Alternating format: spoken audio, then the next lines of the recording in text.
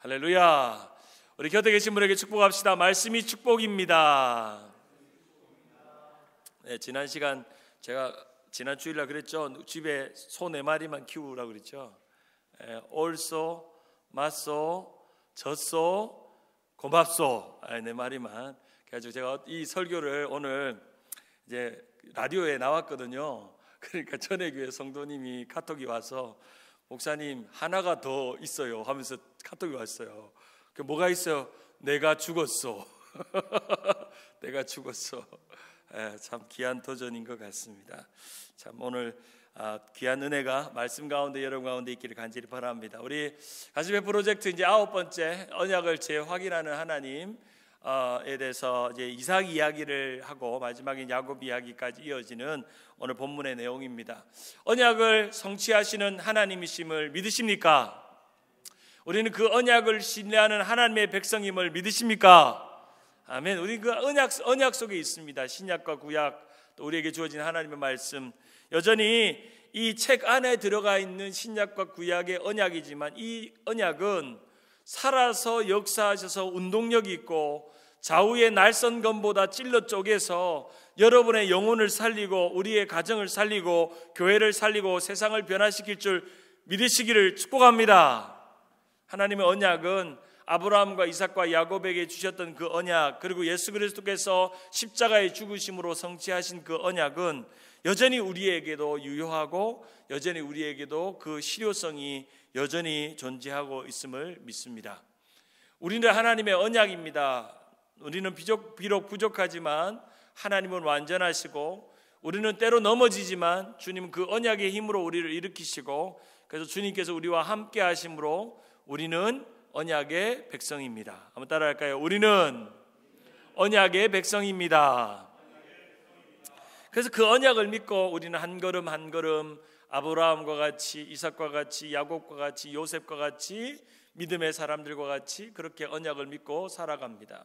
아브라함이 175세, 사라가 127세, 이제 드디어 믿음의 일대였던 아브라함과 사라가 죽고 이제 이삭이 37살 되던 해, 그리고 이스마엘 이삭의 형이었던 이스마엘이 51가 되던 그 해에 이제 새로운 믿음의 계보들이 일어나게 됩니다. 이제 사라가 죽고 성경에 여인의 나이가 가장 정확하게 기록되어 있는 사람이 있다면 이 사라라고 할 수 있는데 창세기 23장 1절과 2절을 보면 사라가 127세를 살았으니 이것이 곧 사라가 누린 횟수라. 2절에 사라가 가나안 땅 헤브론 곧 기랏 아르바에서 죽음에 아브라함이 들어가서 사라를 위하여 슬퍼하며 애통하다가 막벨라 굴을 사는 그런 장면이 이제 사라의 죽음의 장면입니다.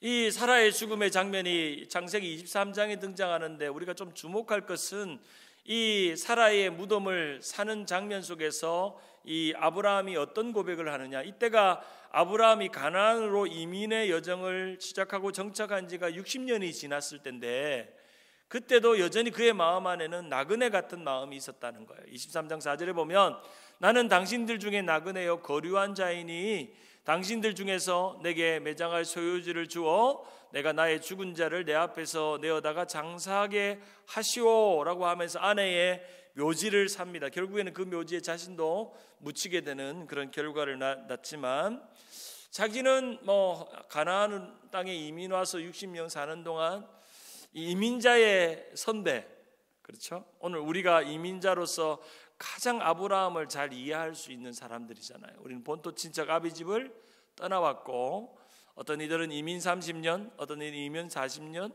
자신의 그 한국에서 살아온 날보다 훨씬 더 많은 시간을 이민으로 지나오는 나그네 같은 인생입니다. 아브라함도 자신의 인생이 거류하는 자 나그네 같다라고 말하면서 이제 아내의 묘지를 하나 사서 이제 정착하는 새로운 단계의 시간들을 지나고 있습니다. 왜 우리가 아브라함을 믿음의 조상이라고 말할까? 우리는 흔히 히브리서에 등장하는 아브라함의 이야기를 통해서 믿음의 모델과 믿음에 가야 할 내비게이터가 어떤 건지를 보여주는데 아브라함이 믿음의 조상인 이유는 첫째는 그의 삶이 믿음이란 이런 것이라는 것을 보여주었습니다. 특별히 마지막 창세기 22장의 모리아산 사건은 믿음이라는 게 무언가를 그가 보여주었고 어떻게 그 믿음으로 하나님을 감동시킬 수 있는지를 그 모리아산에서 아주 격정적이고 아주 클라이막스한 장면으로 보여주었죠. 그리고 아브라함의 믿음의 여정은 항상 성공적이지 않았습니다. 실패했고 아브라함이 약속의 4개의 장 12장, 15장, 17장, 22장 4번이나 걸쳐서 하나님이 다시 한번 약속하고 다시 한번 약속해서 그렇게 어떻게 믿음으로 살아가야 될지를 가르쳐 주었던 아브라함의 세대입니다. 드디어 아브라함의 시대는 끝나고 이 아브라함의 시대의 다음 시대의 믿음의 세대가 이삭과 야곱과 요셉으로 이어져가는 창세기 50장까지 이어져가는 그 장면을 봅니다. 여러분이 믿음이 좋은가 안 좋은가는 여러분 지금 결정이 나는 게 아니고 여러분의 다음 세대에 여러분의 믿음이 이어졌으면 여러분의 믿음은 진짜 좋은 믿음입니다. 여러분이 아브라함이면 이삭과 야곱과 요셉과 같은 자녀가 나와야 진짜 믿음이라고요. 참 이 부분에서는 우리 참 문제가 있죠. 고민이 되죠. 저도 우리 아이들이 이제 목사의 딸로 목사의 아들로 자라지만 자신 없어요. 애들이 교회 안에 있지만 나는 믿음이 참 좋은데 우리 집사람하고 저는 믿음이 참 좋은데 우리 아이들이 나의 믿음을 닮아서 좋은 믿음을 가지고 있는 종종 이제 교우들 중에 자녀들이 참 신앙생활 잘하고 또 손주들이 신앙생활 잘하고 교회를 떠나지 않고 믿음 생활 잘하는 분들 보면 이만한 복이 없는 것 같아요. 맞죠? 저는 뭐 아직 뭐 그렇지는 않지만 참 부럽더라고요.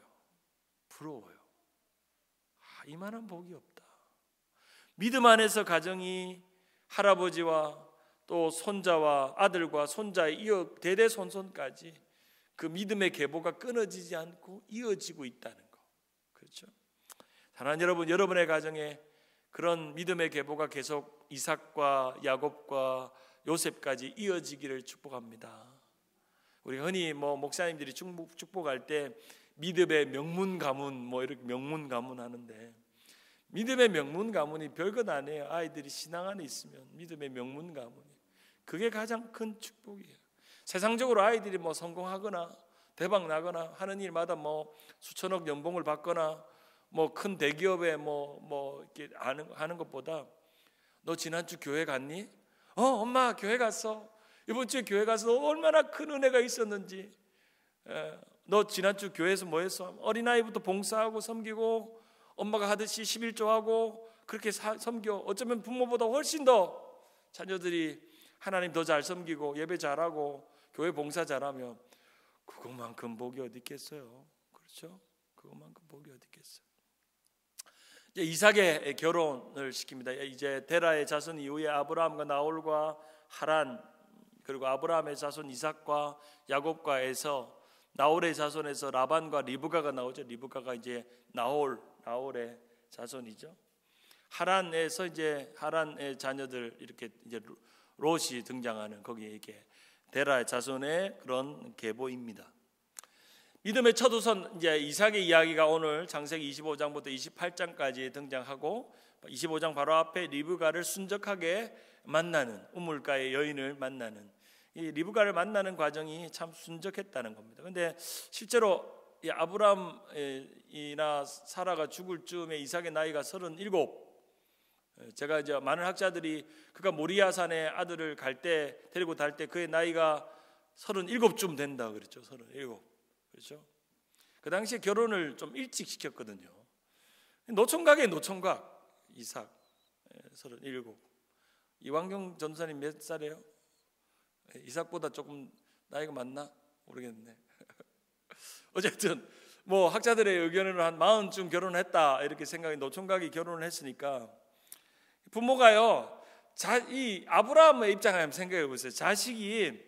자식 하나 낳는 것도 힘든데 장가시키기가 얼마나 힘들어요. 맞죠? 우리 김경무 장로님 아들 장가기 시키기가 그 내 마음대로 안 되잖아요. 그렇잖아요. 우리 여러분들 기도 제목이 보면 여러분 자녀들이 알아서 출가하고 결혼한 건요 정말 축복입니다. 정말 알아서 짝을 잘 찾아가지고 이렇게 하는 건 정말 큰 축복이에요. 축복이에요. 하나님께서 그래도 참 아브라함 아버지의 기도에 따라서 그래도 자식인 이삭이 순적하게 리브가를 만났고 거기에서 종의 말을 따라 이제 리브가과 언약을 맺죠. 리브가도 참 신실한 여인이었습니다. 아주 순종적인 여인이었고 귀한 여인이었죠. 이 가나안에 정착을 합니다. 근데 문제가 생기죠. 거기에서 가나안에 정착하는 동안 기근이 오고 어려운 문제가 오고 두려워서 아버지처럼 자신의 아내를 뭐라고 속이죠? 누이라고 속이는, 아버지 하든지 그대로 하는. 그렇죠? 보면 우리 집 애들도 이렇게 보면은 애들 뭐라 할 게 안 됩니다. 다 아버지 닮아서 그런 거죠. 우리 사모님이 항상 뭘 잘못하면 아버지 닮아가지고. 그렇죠? 항상 우리에게는 좋은 거를 아이들에게 가르치는데 닮아야 되는데 항상 내 안 좋은 것만 닮아가지고 그렇다는 생각이 좀 들죠. 그러면서 26장 28장의 족장의 축복이 옵니다. 여기서 우리 가지고 있는 의문이죠. 왜 참 저는 사실 이스마엘과 에서는 참 마음이 안타까워요. 왜 이렇게 이스마엘과 에서는 안 될까? 그것은 우리의 생각은 참 안타깝고 좀 그렇지만 이것은 절대적인 하나님의 주권에 달려 있다는 것을 믿습니다. 세상에도요 택한 백성이 있고 택하지 않은 백성이 있습니다. 선택은 혈통이 아니라 하나님의 주권이죠. 타락한 인간의 족보에서 인간을 선택하시고 실제로 아브라함의 족보와 예수님이 탄생하는 그 족보를 보면 고결하고 순결한 족보는 아닙니다. 여러분들이 마태복음 1장을 보거나 아브라함의 족보를 보고 이제 예수님의 탄생의 과정을 보면 거기에는 범죄의 족보가 있고 안타까운 이방인의 족보가 거기에 숨겨져 있고 혈통적으로 깨끗하기 때문에 예수님이 탄생한 것이 아닙니다. 타락한 족보였고 실패한 족보였습니다. 그러나 예수님이 오심으로 그 모든 죄의 사슬을 끊고 하나님의 언약을 성취하셨죠. 우리가 오늘 이 과를 통해서 깨닫는 배워야 될 두 가지는 한번 따라할까요? 하나님이 특별한 방법으로 약속을 지키십니다. 사랑하는 여러분, 하나님은 약속에 신실한 분임을 믿으십니까? 여러분이 병들고 여러분이 실패하고 여러분이 좌절하고 앞이 깜깜하고 문제가 많아도 하나님의 약속은 여전히 여러분에게 신실하게 이루어질 줄 믿으십니까? 그렇죠. 그런데 항상 우리는 착각하죠. 하나님의 약속이 있는데 왜 문제가 생기고 어려움이 생기는가? 그런데 분명한 것은 하나님의 약속은 아무 문제 없음을 말하지 않습니다.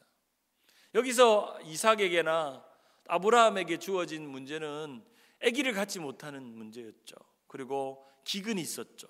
흉년이 왔죠. 그렇죠? 왜 하나님께서 보호하시고 축복 주는데 왜 흉년이 와요? 항상 대박이 나고 항상 잘 되고 좋아야 되는데 예수 믿으면 항상 행복한 일만 있어야 되잖아요. 이게 종종 믿지 않는 분들이 예수를 믿으면 가장 큰 걸림돌에 오는 순간이 뭐냐면 예수 믿어도 내 삶은 나아지는 게 하나도 없다는 거예요. 어떤 사람들처럼 예수 믿어가지고 복을 받고 잘 되는 일이 막 눈안에 막 일어나서 하나님 살아계심을 막 느끼면 좋겠지만 그때는 잠깐이지 시간이 지날수록 우리의 삶의 어려움은 여전하고 문제는 계속하다는 겁니다. 그럴 때 우리가 가지고 있는 또 하나의 질문은 계속 반복되는 문제와 실패 속에서 여전히 하나님의 약속은 믿을 만한가? 여러분의 삶의 많은 인생살이의 이민생활의 문제가 여전한데도 하나님은 여전히 신실하십니까? 하나님은 실수하지 않으십니까? 하나님은 실패하지 않으십니까?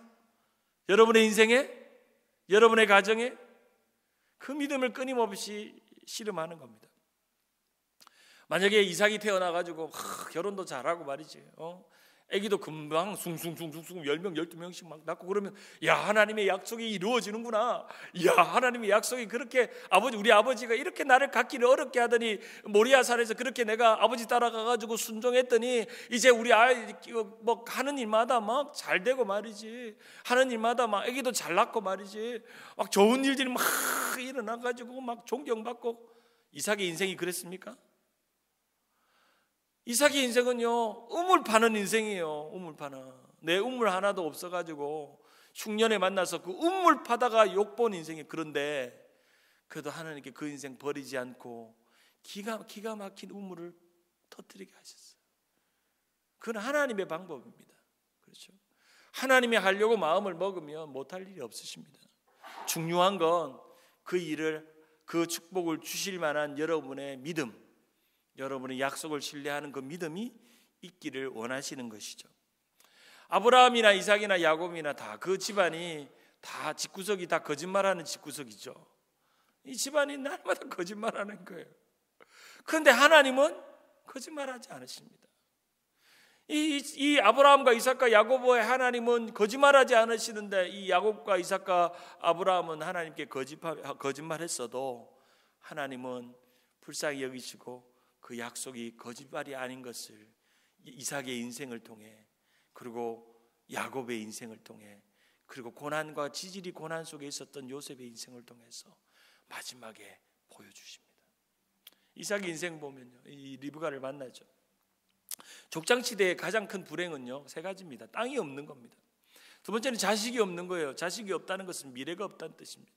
세 번째는 비가 없다는 거예요. 이 세 가지가 없으면 가장 큰 불행이에요. 여러분 한번 생각해 보세요. 내 인생에 이거 없으면 불행이라고 생각하는 거 있으세요? 건강? 돈? 아니면 자식? 아니면 친구? 하나님이 그것을 빼앗아 간 적이 있으세요? 건강을 빼앗아 가거나, 내가 사랑하고 애지중지 여기에는 자식을 데려갔거나, 우리의 삶에 어떤 것이 큰 불행인가? 이제 야곱과 이삭을 낳게 하셨고, 그런 가운데서 우리가 질문하는 것, 하나님은 자격 없는 우리에게 약속을 주십니다. 하나님이 약속을 지켜줄 자격의 조건이 있어서가 아니라, 창세기 26장 1절에 보면 이제 아브라함의 때에 첫 흉년이 들었더니 그 땅에 또 흉년이 들매 이삭이 그랄로 가서 블레셋 왕 아비멜렉에 이르렀다. 흉년이 또 왔다는 거예요. 아니, 아브라함 때도 흉년이 와가지고 애굽으로 내려가가지고 애굽 왕 앞에 가가지고 이 사라를 누이라고 또 속였는데, 또 이 이삭이 그랄 땅으로 가가지고 이 또 아비멜렉 앞에서 자신의 부인을 이렇게 지켜보고 있는 아비멜렉에게서 하는 거.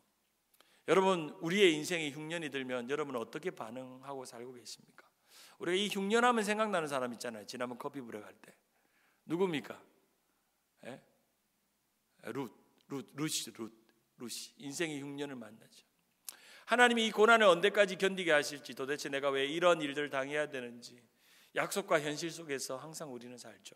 주일날 말씀 들 때는 막 일주일 동안 막 그 약속을 붙들고 살아갈 것처럼 하는데, 현실은 여전히 흉년이잖아요. 그렇잖아요.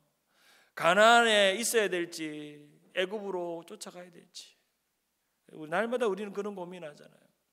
그런데 아브라함과 이 이삭의 차이점은, 애굽으로 내려가지를 말라는 말에 이삭은 애굽으로 내려가지 않고 가나안에 머물러 있었습니다. 아마 이것이 하나님이 이삭을 기쁘게 여겨서 그에게 대박이 터지게 한 이유의 첫 번째 이유입니다. 하나님이 하지 말라는 걸 안 한 거예요. 그가 믿음이 있어서가 아니라 그냥 하나님이 하지 말라는 걸 안 하는 거예요.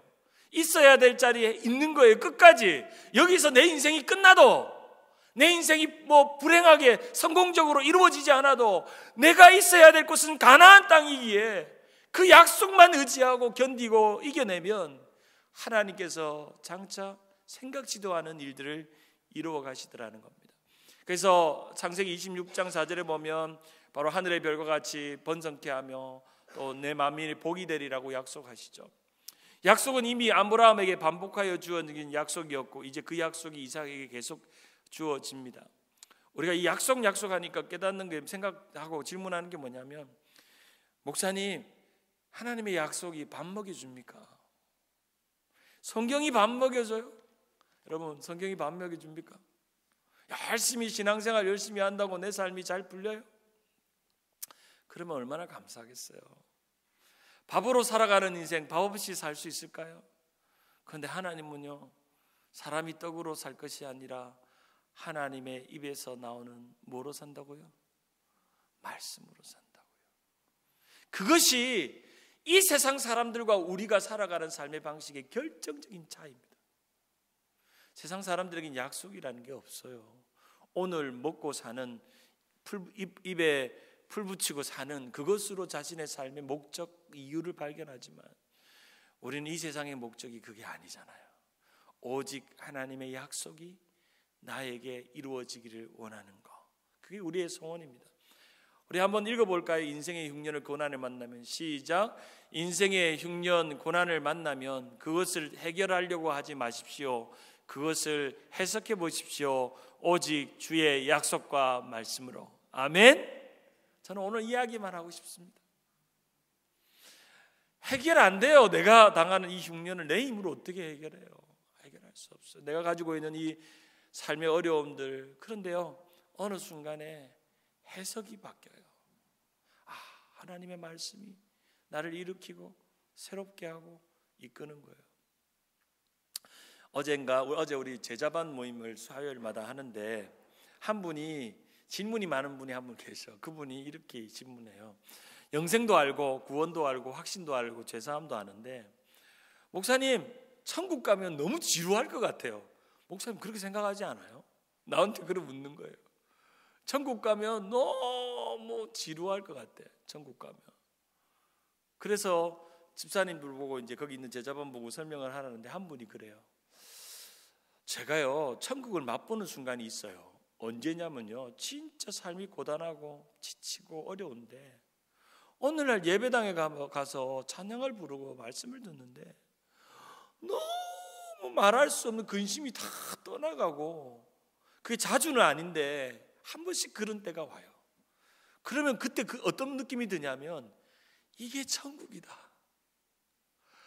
야, 어떻게 내가 교회 문 앞에 들어올 때만 해도 내 돈을 어떻게 마련할까, 또 어떻게 오늘 비즈니스를 꾸려갈까, 인생의 무거운 짐은 턱 지고 이래 들어오는데 예배당에 들어와서 찬양하는데 너무나도 그날은 신기하게도 마음에 너무 기쁨이 넘쳐가지고 돌아가는 마음만에 그 마음의 상태가 천국 아니겠나. 그래서 그 집사님에게 그래요. 집사님은 그걸 맛보지 못했어요. 그걸 맛보세요 하는 거예요. 그러면서 그 질문한 집사님이 그 대답을 한 집사님에게 보면서 끄덕끄덕 하시는 거예요. 여러분, 우리가 이 세상의 전부가 아님을 알기에 우리가 믿음으로 세상을 해석할 때, 목사님의 말씀을 듣고 설교를 듣고 찬양 가운데서 그렇구나 깨달을 때 우리의 마음 안에 하나님의 나라가 임하는 것입니다. 이삭은 그것도 깨달았지 못해서 그저 그냥 애굽으로 내려가지 않았을 뿐인데, 근데 이방 왕이었던 블레셋 왕 아비멜렉이 오히려 깨닫게 해주죠. 내가 죄를 우리에게 입히려 했다라고 오히려 혼을 내죠. 그러고 와도 놀라운 건요, 그렇게 혼이 나고서 이삭에게 하나님은 복을 주십니다. 있어야 할 자리에 있으니까. 오늘의 핵심이에요. 이삭이 얼마나 약속을 믿고 애굽을 가지 않고 그랄 땅, 그 있어야 될 가나안 땅에 머물렀는지는 모르겠어요. 근데 하나님은요, 여러분이 있어야 할 때를 아십니다. 그곳이 복을 주시기 위해 가장 적합한 곳이기에. 창세기 26장 13절에 한번 같이 볼까? 그 사람이, 시작. 그 사람이 장대하고 왕성하여 마침내 거부가 되어. 이 부엘세바로 올라가서 하나님의 언약의 말씀을 듣죠. 이 부엘세바는 자신의 아버지 아브라함과도 관련이 있어요. 아브라함이 약속하셨던 곳인데 창세기 21장 33절에 보면 아브라함은 부엘세바에 에셀나무를 심고 거기에서 영원히 여호와의 이름을 불렀더라. 같은 부엘세바라는 뜻이 두 가지 의미가 있거든요. 맹세의 우물이라는 말이 있고 또 7가지의 맹세라는 의미도 있는데, 창세기 26장 23절에 보면 이삭이 그곳에 제단을 쌓고 여호와의 이름을 불렀더라. 이 가문이 잘한 일이 있어요. 뭘까요? 흉년을 만나서 뭘 했다고요? 여호와의 이름을 불렀더라. 사랑하는 여러분, 축복합니다. 흉년을 만나면 여호와의 이름을 부르면 살 길이 반드시 열립니다. 믿으십니까? 있어야 될 자리에 있고, 있어야 될 자리가 어디냐면 예배할 자리, 언약을 기억할 자리, 언약을 확인할 자리, 언약을 되새길 자리에 있고 떠나지 않고 그 자리에 머물러서 여호와의 이름을 부르는 그곳이 여러분의 부엘세바가 될 줄 믿습니다. 그 축복이 우리 가운데 있는 것입니다. 말씀을 맺습니다. 사랑하는 여러분, 내 삶에 내가 생각해보지 않는 축복과 은혜가 우리의 삶에 너무나도 많습니다. 오늘 이렇게 이 자리에 있는 것만으로도 우리에게 가장 큰 축복입니다.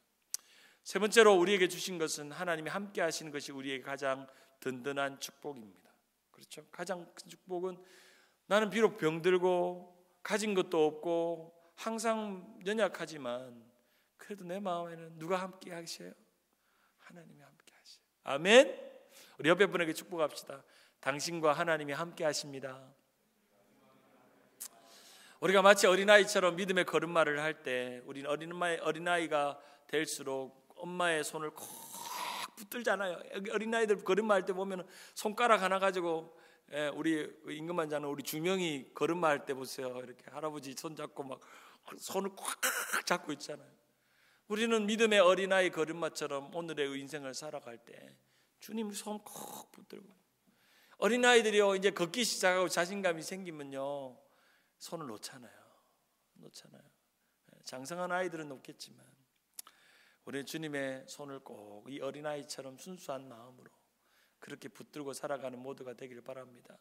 야곱이 베델에서 하나님을 만나는 것 마치 어린아이가 하나님의 손을 꼭 붙다는 것 같이 그렇게 하나님을 붙들고 자신이 도망자로서 형제 에서의 장자권을 이렇게 밭죽한 것을 사고 도망왔는데 그거 붙들어서 그의 인생을 하는 일마다 잘되게 하고 복되게 하고 축복되게 해서 은혜를 주신 것처럼 우리 모두 다 그런 은혜가 있기를 간절히 바랍니다. 우리 마지막으로 이거 읽고 우리 흩어지며 공부하겠습니다. 이삭에게 시작. 이삭에서 내린 복은 아브라함에게 주신 복에 대한 반복적인 확인이었습니다. 이 약속은 아브라함과 이삭 그리고 야곱과 수많은 믿음의 자손을 거쳐 결국 예수 그리스도를 통해서 완전히 성취되었습니다. 우리 모두 다 힘을 내십시다. 여러분이 있어야 될 자를 잊고 여호와의 이름을 부르면 하나님의 언약은 반드시 여러분 안에 이루어질 줄 믿습니다. 아멘. 우리 여러분